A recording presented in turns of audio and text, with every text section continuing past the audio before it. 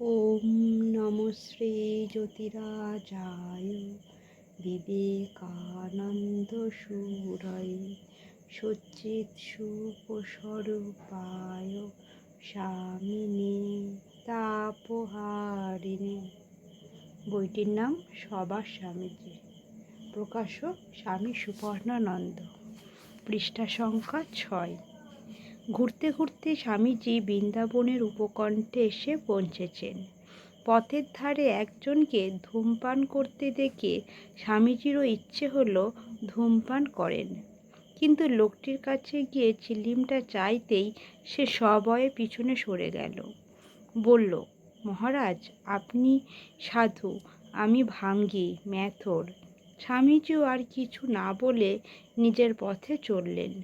কিছু দূর এগিয়ে যেতেই তার মনে হলো, আমি না সন্ন্যাসী, আমি না জাতিবোধ, পারিবারিক সম্বন্ধ সব কিছু ত্যাগ করেছি, আর আমি কি না মেথরের ছোঁয়া চিলিমে তামাক খেতে পারলাম না।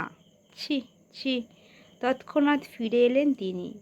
মেথরটির আপত্তি সত্ত্বেও তার চিলিমে তাকেই দিয়ে তামাক সাজালেন।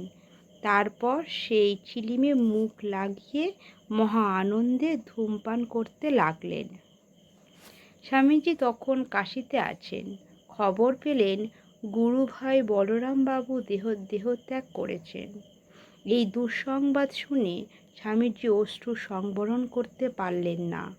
স্বামীজিকে শোক করতে দেখে কাশীর পণ্ডিত প্রমোদাদাস মিত্র বললেন, আপনি সন্ন্যাসী হয়েও এত শোকাকুল কেন? সন্ন্যাসীর পক্ষে শোক প্রকাশ করা অনুচিত।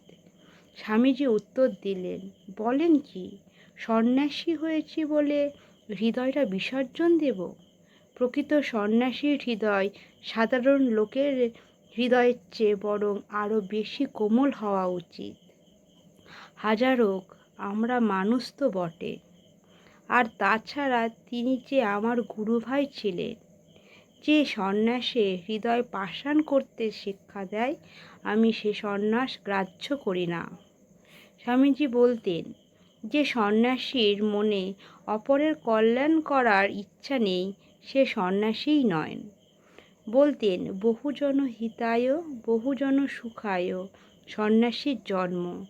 পরের জন্য প্রাণ দিতে, জীবের গগনভেদী ক্রন্ধন নিবারণ করতে, বিধবার অশ্রু মোছাতে, পুত্রবিয়োগ বিধুরার প্রাণে শান্তি দান করতে, অজ্ঞ ইতর সাধারণকে জীবন সংগ্রামের উপযোগী করতে, সকলের ঐহিক ও পারমার্থিক মঙ্গল করতে এবং জ্ঞানালোক দিয়ে সকলের মধ্যে প্রসুপ্ত ব্রহ্মসিংহকে জাগরিত করতে জগতে সন্ন্যাসীর জন্ম হয়েছে। ওম শান্তি শান্তি শান্তি।